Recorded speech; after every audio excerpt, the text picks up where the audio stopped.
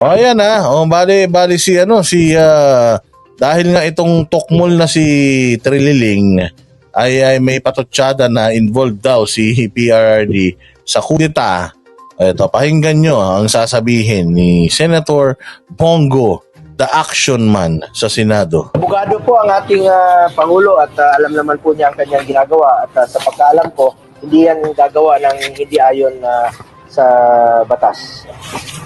At kung sino man po nagpapakalat ng fake news na yan, ay sila po ang dapat managot, no?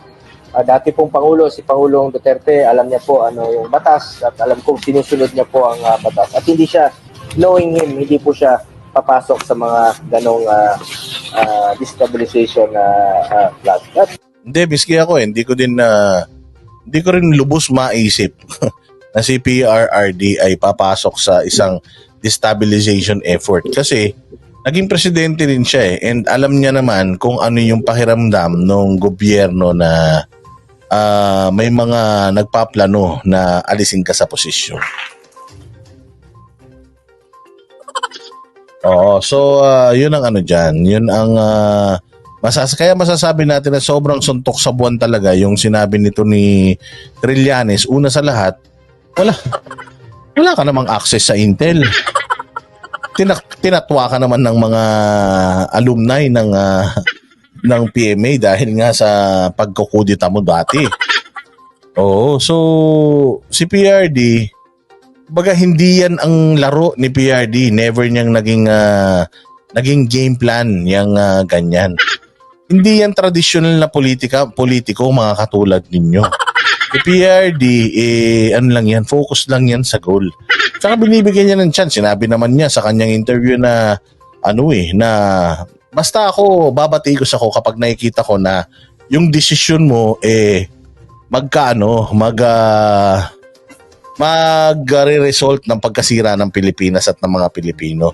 Pero ang sabi niya, kung meron man tayong reklamo sa bayan, kung may reklamo man tayo sa presidente, maganda ilabas natin sa open. Huwag natin pinag-uusapan ng exclusive. Na tayo lang nakakarinig kasi hindi talaga magandang pakinggan yan. Kumbaga, hinihikayat ni PRD lahat ng mga Pilipino, kahit yung mga uniformado at mga retirado, na kung hindi na kayo masaya, kung hindi kayo masaya, at kung meron kayong mga gustong iparating sa gobyerno, sabihin nyo in the open, hindi yung nagba-backdoor kayo. Yun ang sinabi ni PRD, yun ang sinabi niya. So paano mo sasabihin na merong kudeta na ang pasimuno si PRD kung siya mismo yung nagsasabi at bumabasag? Kasi sinabi naman niya, meron talagang mga usap-usapan at may mga lumalapit sa atin na hindi talaga masaya. Normal lang yun. Ganun naman talaga you cannot please everybody. Meron talagang hindi masaya, merong masaya. Ganun talaga. Ngayon, ang suggestion ko lang dun sa mga nagsasalita at nagrereklamo, lalo na mga dati kayong mga uniformado, lumabas kayo, lumantad kayo at doon nyo sabihin, di ba, nung nakaraan, dahil doon sa sinabi ni PRD, di ba, may nireport ako nung nakaraan na yung mga grupo ng mga retired generals nagsalita na sila na sabi nila, walang kudita. Oo, kasi hindi na namin kailangan ng kudita because sa ganitong nangyayari sa bayan natin, ganito nakikita natin, itong mismong gobyerno na to is self-destruct. Walang masisira sa gobyerno nila kundi sila din. O yun ang sinabi ng mga general. So dahil doon sa sinabi ni PRD, lumabas sila, hindi na sila nagchichismisan sa GC. O kaya sa tuwing nagkakapi-kapi sila sa umaga. And of course, alam po yan ng armed forces. Sila po ang nakakalam yan. Meron naman tayong intelligence community. Sila po ang nakakalam kung may kinalaman si dating Pangulong Duterte sa mga nagpapakalat ng mga fake news na yan. No?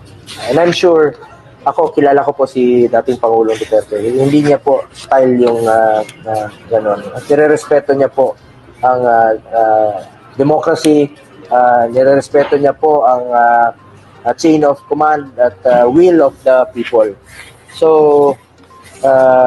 sa mga nagpapakalat ng fake news na yan, gusto lang po nilang siraan at intrigahin ang relasyon at ang kasalukuyang administrasyon with yung kanilang relationship with President Duterte.